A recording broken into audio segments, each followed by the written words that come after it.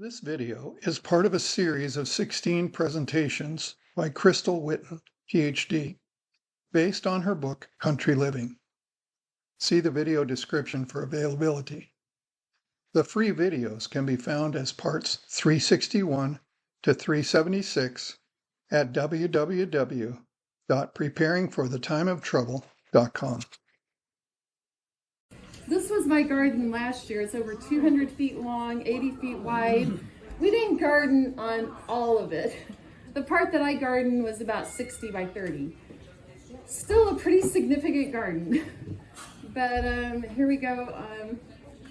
This is how I kind of do it. This is when I plant seeds, I plant them in planters, but I have since learned how to do it in a better way, and I'm going to show you that. So these are all my records of the seeds that are coming up, all my seeds there. Kind of hard to see, I apologize for that. And here we go. This is the blueberry. The blueberries are on this side. These are all blueberries in here. And then on the other side, that's just the early stages of the garden. And the blueberries, unfortunately, I didn't plant them. They were there, but they're not southern varieties. No. They are southern varieties, but we've had 2 very cold winters in Tennessee, and about 10% of the blueberry crop came through. So this right here is my ginger juice. And I take about a pound of ginger, and I take about a half a cup or more of honey, and water, spring water, and what else do I put in there? Lime juice. I put lime juice, honey, ginger, some water, and you can see, well, you can't really see, it's about 1,250 cc's of great ginger. Oh, it's cranberries. Cranberries, lime, ginger, water, honey, and that stuff is the bomb. You drink this in the morning, you will not have an appetite all day long. It just gives you so much energy, you feel like you don't need to even eat. It's amazing stuff, and I love it. This is some of my tomatoes from last year. I grew every color imaginable. The hot peppers, I always, in my tomato sauce, I put usually a bunch of basil, 1 hot pepper, a bunch of tomatoes, blend it up, and like I said, I put it in quart freezer bags. I put 2 cups in a quart freezer bag. You can stack them on top of each other. They're perfect. You don't even have to worry about canning. That is if you have, oh, this is a terrible picture. This is a meal I made not that long ago. Everything is from the garden. So it was delicious, by the way. So this right here, I don't know if you can see, but I really felt impressed by the Lord recently that I needed to learn how to do a greenhouse. I needed to understand greenhouse operations. Do we have any greenhouse operators here? Okay, perfect. So 1, 2, 3. Okay, so I decided to volunteer at an organic farm in Chattanooga known as Crabtree Farm. And so I went once a week. We'd go to the farm, and I went with my best friend. Her name is Lizette, and I learned so much. I had to quit because my dad got sick. I quit in June. I finished the month of June, and July came, and I said, I need to really do more with my dad. So I'm going to probably start up again in the fall because this is a year-round greenhouse. But you can see right here, this is like a cement mixer, but we use it to mix dirt. And we buy Pro Mix dirt in big, it's probably that big by about that tall. It's a big cube of dirt. It's called Pro Mix. And we buy that dirt, and we put 10 gallons of that dirt in here. My dirt recipes, the dirt recipes that we use are on another slide. But so we put all the mixture in there, and then we turn it on, and it churns it, and then we dump it out into these plastic bins. I don't think you can see them very well. It's hard in the tent. But we dump it out into the plastic bins, and then we do all of our planting in a specific type of dirt. We have 4 or 5 dirt recipes, and I'll be sharing those with you. But this is a potting shed. It's outside. but there is a roof over us. We pot out there, whether it's snowing or doesn't matter. We pot in the potting shed, but it's really amazing. We love doing it. It's a lot of fun. Okay, so the dirt recipes, we have 4 different recipes. If you want to take a picture of that. Is that in your handouts? It's not in my handout. Is it in your book? It's not in my book either. But you know what, I should put it in the next edition of the book. But yeah, this is, so 10 gallons of Pro Mix. Now 1 scoop is about a gallon. We have a big scoop. So we scoop up the worm castings, we scoop up peat moss, and 2 cups of perlite, and 1/4 cup of organic fertilizer, 533. So hold on, let me get out of the way here. So that is our dirt recipe. The general blend, that's for seed starting. The general blend has everything but the perlite. So we're not putting perlite in that blend. And then the arid mix, we add a little extra perlite. So the arid mix is for our cacti. So we actually do quite a bit with cacti, and I'm going to show you that in just a minute. And then the moisture retaining potting soil, we add about a 1/2 gallon of extra peat moss. So that helps with moisture retaining. So these are the dirt recipes, and they are amazing. These are half barrels. I don't know if you can see them, but they're horizontally cut. And so we cut these half barrels, and there's a handle cut out, and this is what we carry around our dirt in. They're kind of heavy. It takes 2 of us to drag them around, but it's really useful. Sometimes we do our potting in the greenhouse, but you could probably use anything, but this has been really efficient to take a barrel, cut it in half, and that's what we put our dirt in.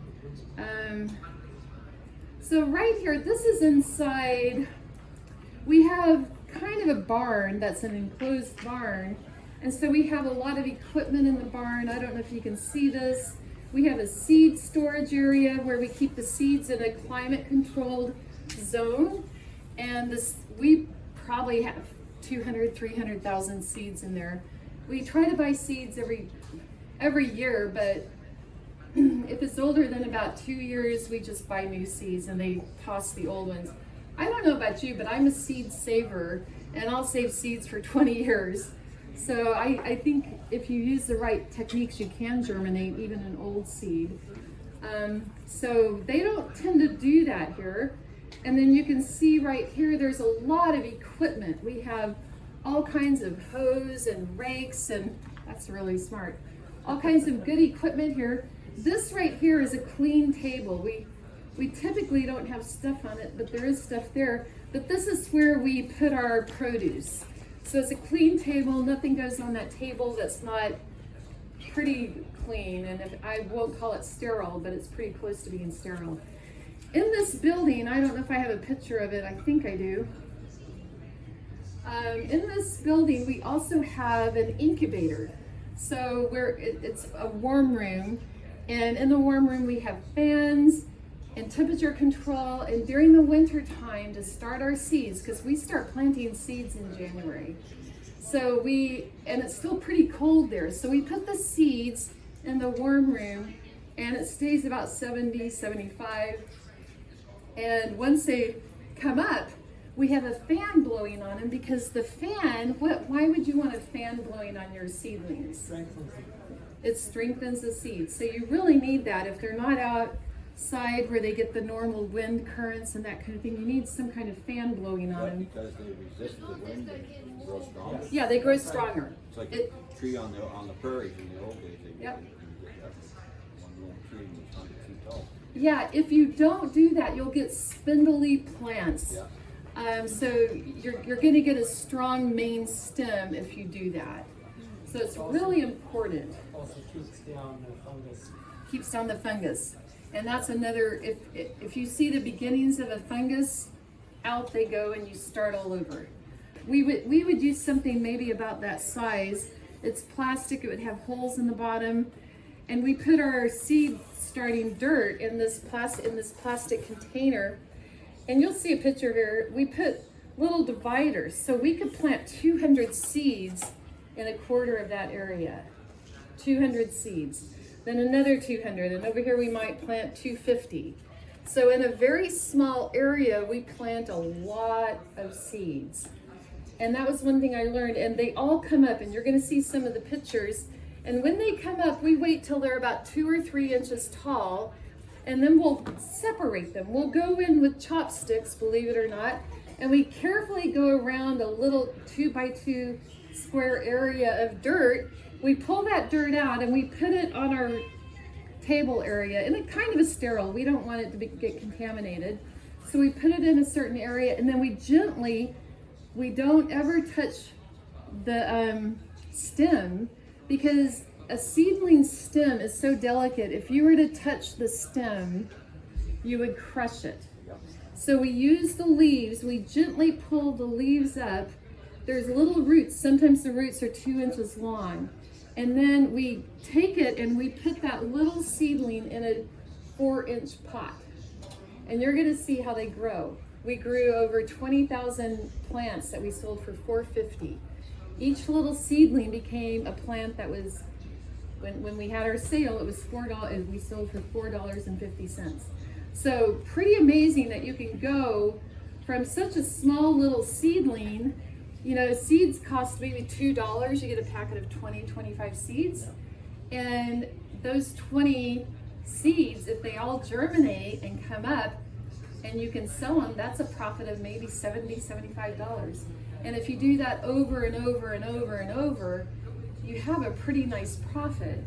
And I strongly believe that as Adventists, if we are going to the country, and how many of you are not in the country but interested in going? Okay, this is amazing. This is great. So if you're not, but you're interested, I strongly encourage you to consider getting a greenhouse. Because especially here in Canada, where your growing season is fairly short, you really need a greenhouse. Now a greenhouse, most greenhouses only keep the temperature about 5 to 10 degrees lower than the outside. So if you're getting, pardon? And warmer, thank you, yes. Thank you. Unless you have a heater, and some greenhouses have heaters, some have rocket stoves that go under the ground, and then some actually use black barrels where they heat, where the black barrels, the sun hits the barrel, the black barrel warms up the water, and the water emanates heat to the rest of the greenhouse. So there's different ways of arranging the greenhouse, and some just have heaters, but you need to be careful with that. And the greenhouses that I've been involved in, there's actually a picture. I had a greenhouse in Texas. There's a picture in my book, and I don't know where it is. My dad built it for 99 cents. And you might think, wow, seriously? But if you knew my dad, he collects things. So he had collected the wood, the aluminum, ceiling, whatever they were, I don't know what it was. And the 99 cents was, we ran out of staples and I had to go buy staples. So that, we had everything. But it was about a 10 by 14 greenhouse. It was a lean-to greenhouse, which meant it was attached to my house. And so that, my dad, whatever he did, we actually built out 2x4s. We framed it with 2x4s. And then we used the aluminum to do a lean-to ceiling that went from the top of the house and kind of went down. And I kept so much stuff in that greenhouse. It was actually my birthday present. And so we had a great time building it together. But it held 10 inches of snow one winter without coming down. And all we put was plastic, just plastic that you would put down when you paint. So I think it was 10 mil plastic or something like that. And we just stapled that to the wood. We stapled it to the top, and it held great. So you don't need necessarily a lot of money. If you're doing a lean-to, you're, one wall of your structure, maybe in my case it was 2 walls. 2 walls were the building, and then the other 2 walls were built out with 2x4s, and we just stapled plastic on it. I actually made the door. I was so proud of making a door. I mean, it had a hinge and everything on it. So if I can do it, anyone can do it. This was probably about 15 or more years ago. And that I don't live there anymore, but I bet you if they didn't take it down, it's still good. So greenhouses, I do encourage you to really consider putting up a greenhouse. So, and I encourage you to double what you think you might need. So if you think I'm going to do just a small greenhouse, I really think most of the time you're going to be really happy that you made it a little bit longer, a little bit wider, because keep in mind you can actually make money with a greenhouse. You can plant a lot of seeds. It doesn't take a lot to get started, but once the seedlings start growing, they do require a lot of watering. Probably every other day, every third day, you're going to be watering them. So this right here, I don't know if you can see it very well, but in the wintertime, we grew a lot of greens. And so we would just put, I think about 12 ounces of greens in a bag, tie it off, and we take it down to the local farmer's market, and we sell that bag for $4 or $5. And then you see the Swiss chard in the back. We put probably 8, 9, 10 stems of Swiss chard together. We can sell that for $3 or $4. And so when you grow a garden, this is you can monetize your garden. That's what I'm trying to say. And if people know that you don't even have to be organic. You don't have to be certified organic. I know many people that have a garden. I know they don't use chemicals on their garden, but it costs quite a bit of money, and there's a lot of monitoring if you're an organic farm in the US. And so a lot of people just don't do it, but it's kind of known that they follow organic gardening principles. So here, I think this is going to be a picture. Come on. You guys, okay, this is our incubator. So it's a walk-in incubator, and there's the fan, and you see the little seedlings. That was probably in January or February that we were incubating it. And on the other side, you see I think he's a Japanese sencha. He's one of our workers. He does the outdoor gardens. I was learning the greenhouse, but he's so nice and always really super helpful. And sometimes if we weren't too busy, we would go help on the other farming side as well. This is a picture of me holding a big bunch of tomatoes. But you see over here, these are all 4-inch pots on the right-hand side, and they're probably like 2 or 3, maybe 3 or 4 inches tall. But you're going to see more pictures of these just growing and growing. Oh, well, that one's. So here's another one. You can see all different kinds of seedlings. These are seed trays. We haven't transplanted these into 4-inch pots yet, but you can see we have dividers that go down like that and different types of seeds. And let's say you buy something from Johnson Seeds. They'll tell you there's an 87% germination rate. So if you know there's 87% and you know that you want to sell 200 of them, you're going to plant more than 200 seeds, right? So you're going to have to take into account the germination rate is not going to be 100%. But let me tell you this. I live about 45 minutes from a Mennonite farm in Tennessee, and every year, a couple times a year, I go up to the farm and I buy almost one of everything they have. And then I let it just sit out for about 3 or 4 days, completely ripe, and then I harvest the seeds. I take a picture, and if it's a hot pepper, I might get 2 or 3, and I harvest those seeds. And when I plant my Mennonite seeds, it's almost 100% germination every time. And I can even go to Baker Creek seeds. Sorry, Baker Creek. I don't even get that kind of germination from Baker Creek. And I love their seeds. I've spent a lot of money at Baker Creek. But the Mennonite seeds, there's something about their seeds. They're amazing. So if you have the Amish or the Mennonites around, you might want to take advantage of going to their farm and actually getting their produce and saving their seeds, because they really are amazing. Now this next one, let's see, okay. This is one of my favorite areas, and I never expected that I would be so much in love with the cacti. But I'm telling you, this is a huge profit selling cacti. And over on the right, you see that here, we just take a leaf, a mature leaf, And this is a seed starting mix underneath, and just a long tray like I showed you here. It's plastic and it has holes. And so we just set these leaves in that tray of dirt, and you'll see a little cactus start right there at the tip. And that becomes that over there, probably in about a year. So it grows pretty fast, I think it's about a year. And so we have all the mother plants. These are seedlings, but some plants we propagate, which means we kind of pull them apart. And we can sometimes, propagate 5 or 6 plants we don't pull everything off. We save the initial plant, and then you might pull off 4 or 5, maybe up to 10. And we separate them out and we put them, and when we first put them in the gallon pot, it's like they look so lonely. There's like 5 or 6 or 7 little cacti in there. And then within 3 or 4 months, you see this beautiful combination of cacti coming up.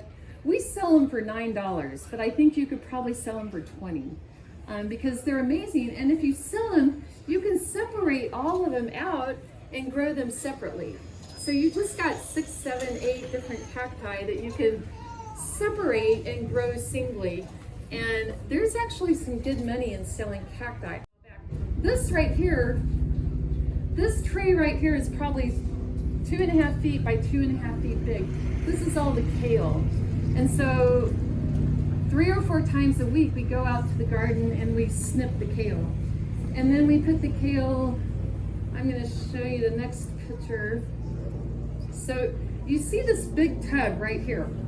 And there's actually 2 of them side by side. It's probably that long and it's about that high off the ground. We fill it up with water, we put all the greens in the tub, and we wash them. We just go in there and switch them around because there's usually a lot of dirt on greens. And then what we do next, these are not in the greatest order. This right here, just out of order, we're planting galangal. We're transplanting it. And so what we're doing with galangal, which is like ginger, is we can actually kind of cut it or break it apart. If there's a node in the galangal, if there's a lot of roots, we can propagate it. And so you can get a lot of galangal and sell it. It's just like ginger. And it's absolutely a beautiful little plant. You see kind of in the background there, we also do microgreens. Is anyone familiar with microgreens? Okay, microgreens are kind of a nice income. So we do microgreens probably 2 or 3 times a week. So we plant probably about 8 to 10 trays, just tons of seeds. And it takes about 2 or 3 weeks before they mature to the point where you can just go in and cut the tops off, and then you do a mix. There's a spicy mix, we probably have 2 or 3 different mixes. Our spicy mix is really popular, and we sell this mix. We sell our microgreens to restaurants all over Chattanooga. So, and we also sell them to people, just individuals, and they're really delicious. They make any dish you make look like a gourmet meal. You put just microgreens, you can put them on a sandwich, you can put them on a lasagna. They go with a lot of different things. You can put them on whatever you want, scrambled tofu, scrambled eggs. The microgreens can really be a nice way to get some good money coming in, a regular income. So people know that you're always going to have microgreens, they'll buy from you. But if you're not consistently selling them, you're going to have a hard time selling them, because I know restaurants, they want you to be able to supply it on a regular basis, not just every now and then. But if you can supply something on a regular basis, you'll usually be able to get some pretty good customers. So this is in the winter time. So even during the winter time, we're farming and picking greens and cleaning them up. This is our Swiss charge. This is a bunch of lettuce. I mean, we're talking, the bin is about that big by that big. And again, we're cleaning that lettuce. We're gonna sell it. It's gonna be, people love this. This is one of our microgreen pieces of equipment where we clean it, but we don't really use it all that much because they're pretty clean. we grow microgreens in a certain place where no one can go in, so they're pretty clean. And right here you see this is a stirring. It stirs stuff up. We don't use that very much. Well, we might. I don't know. I'm not there all the time. So this is what our pole barn looks like. It's huge. It is probably twice as big as this tent. And so this is where all the equipment gets stored, all the tractors, all the piping, anything that is used on the farm is stored in the pole barns. And it's pretty amazing. And to the right of the pole barn is something really neat. This is our compost area. And the compost area is maybe 1.5 times the size of this tent. So we have different piles of compost and mulch. And so when we need it, we actually just take the tractor over there, which I've never gotten to do. I'd love to do it. But we take a tractor or the golf cart and a little cart behind it, and we get the compost that we need. And this is, I believe, mainly for the outdoor gardens. And I deal mainly with the inside greenhouse part. But here we go. This is what they compost. Banana peels, napkins, garden clippings, bags, eggshells, leftovers, fish bones, potato peels, paper towels, bread. I don't think you should put cheese in it, but anyway, I wouldn't put cheese in it. But yeah, no cheese, no meat. Otherwise you're gonna get animals coming, which you do not want. But there's a great little compost system going. I want to go back. This is staghorn ferns. So you can grow even exotic things. It doesn't have to be all fruit and vegetables that you're growing. Because if you want an income from a greenhouse, people love plants. They love the exotics. So consider doing more than just fruits and vegetables. I strongly encourage you to do a variety. This is another cactus. They're probably not going to have a cactus here in Canada, but you can see right here, these are different stages of growth. So every week we're planting 2 or 3 days a week, we're planting seeds. And so you kind of see these are small, these are bigger. So we have plants in various different stages. And then this is our outdoor area. Mainly the greens are growing here. This is early in the year. We're just growing greens, and you probably don't have that opportunity here. This is our strawberries on the left. And then right here, this garden right here is all onions, green onions. So you can tell we have a lot of beds, you know, that are just mainly dedicated, some of them to just one thing. I'm going to show you, we have a chive bed. Is that coming up? Fruit trees. Okay, so this right here is a hoop house. So in the wintertime, we put the plastic on the hoop house. In the summertime, we take it off. So the hoop house actually extends your growing season. So when you have a hoop house, again, the temperature is about 5 degrees warmer than the outside. So it really does help you extend the growing season. So hoop houses are great. And then during the summertime, you take the plastic off. You don't have to remove the hoops. You can still work around them. And it works out really well. So let's see what the next one is. Oh, this one actually shows the plastic on it. So on the right side, you see the plastic. And on the left side, it's hard to see. But these are just some herbs that got planted, and someone just decided to plant herbs. And one of my favorite herbs is fennel, and you see the fennel in the foreground. Really amazing. But I want to show you, this is it. So over here, this box right here is just chives. And we pick about 1/3 of the chives. We just take scissors and chop them about 1 inch above the ground. And then we put them in a little cup of water.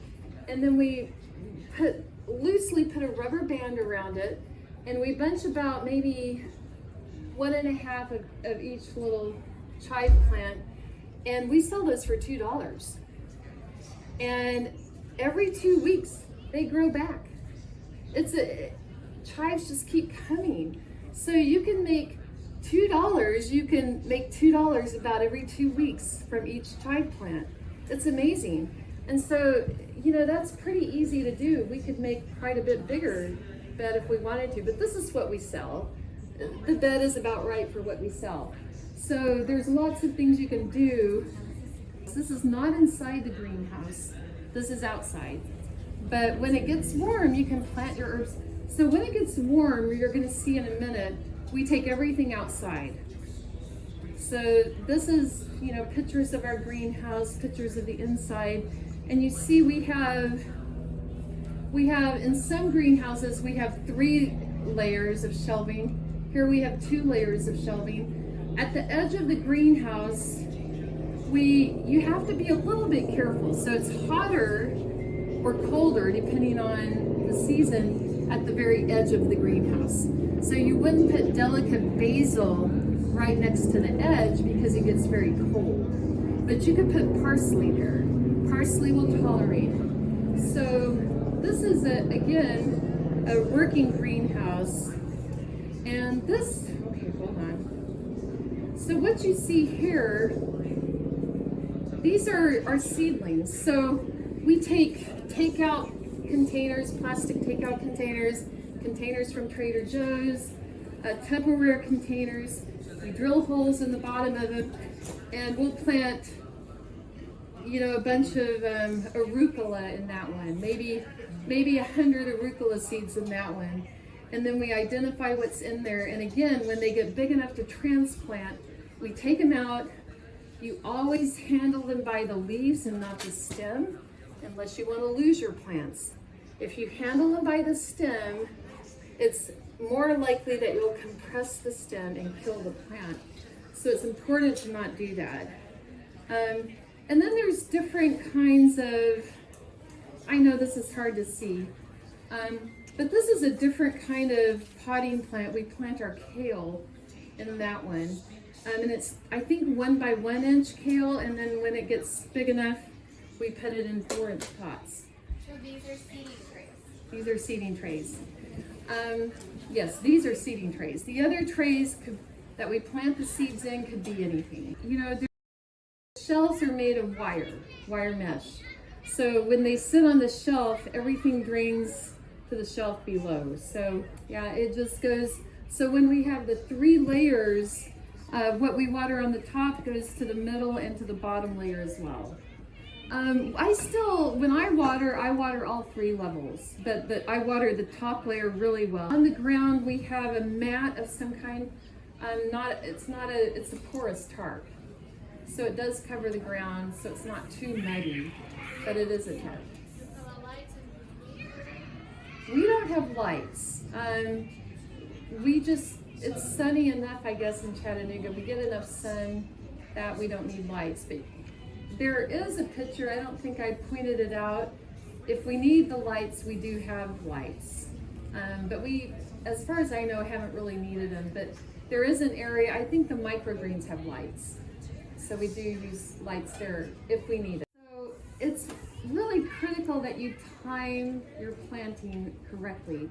So in a commercial greenhouse, we realized that this year we planted too early. So our plants, before we got to the plant sale, they had grown too big. They were growing really tall. They were kind of tall tomatoes. So we made the notation next year to plant a week later. So it does matter. And if you're not planting with a deadline, that's one thing. But if you're planning to sell your plants commercially, the timing is everything. You know, they're in the little time of trouble, and we don't know when that's coming. If you have a greenhouse, you're going to have a way of making food. And the point that I want to make here is that greens can come up, microgreens come up in about a week or 10 days. So you can grow, what was that? Faster than that. Faster than that? You can actually harvest most microgreens in 14 days. Okay, 14 days. So they come up in 14 days. Pea shoots, 10 days. Pea shoots are a little bit faster. And so this could be a way to get amazing nutrition that you don't have to wait a long time for. But if you're not doing it now, Do you think you're going to be able to start doing it? No, because you have to buy seeds by the kilogram. Practice. You need practice, you need to buy a lot of seeds, and you need to be selling it so you can continue to buy seeds. But it's really important to start doing these things now. Just start dabbling in it. Do one little tray and see how that goes. To be aware of new videos like this one, be sure to subscribe to the Preparing for the Time of Trouble channel. For more free videos and downloadable audio podcasts, as well as handouts, go to www.preparingforthetimeoftrouble.com. Topic categories include recordings of live seminar presentations, country living, sustainable gardening, homestead remedies, how to be self-sufficient when the grid goes down, wild edible and medicinal plants, hydrotherapy, and end-time Bible prophecies. To take advantage of these free resources, go to preparingforthetimeoftrouble.com.